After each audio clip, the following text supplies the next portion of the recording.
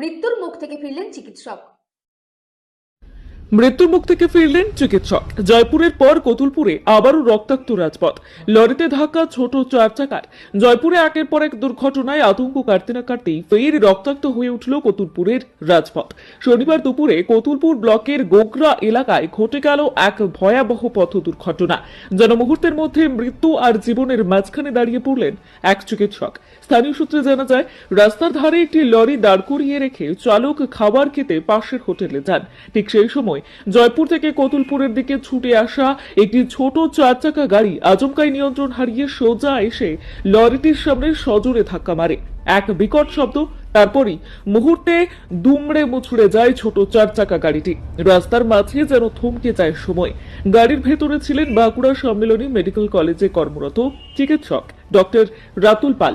দুর্ঘটনার পর গুরুতর আহত অবস্থায় গাড়ির ভেতরেই আটকে পড়েন তিনি। স্থানীয়রা ছুটে এসে তাকে উদ্ধার করেন। দ্রুত তাকে গোগরা গ্রামীণ হাসপাতালে পাঠানো হয়। বর্তমানে তার চিকিৎসা চলছে।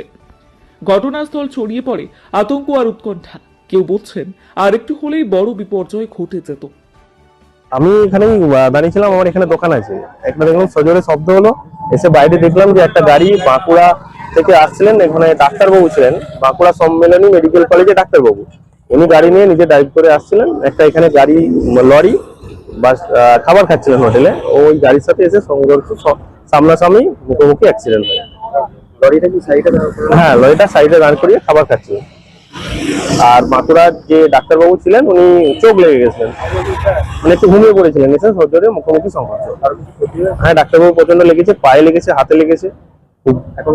এখন ওনাকে স্থানীয় একটা হসপিটালে নিয়ে যাওয়া হয়েছে।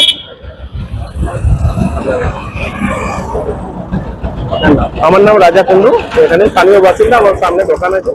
আমি ওই পাশে দাঁড়িয়েছিলাম, হঠাৎ দেখছি বিকট আওয়াজ। বেরিয়ে এসে দেখলাম এই লরিটা হোটেলে খাচ্ছিল, বিষ্ণুপুর দিয়ে মুখ করে দাঁড়িয়েছিল। লরিটা এখানে তো দাঁড়িয়েছে। হ্যাঁ, ড্রাইভার খাওয়া দাওয়া করছিল হোটেলে। আর এই গাড়িটা হঠাৎ বিষ্ণুপুরের দিক থেকে আরামবাগের দিক থেকে যাচ্ছিল, সে হেঁটে হঠাৎ মেরে দিল। ক্ষতি বলছে যিনি চালাচ্ছিলেন ওনারই ক্ষতি হয়েছে, হাত পা মনে হচ্ছে ভেঙেছে।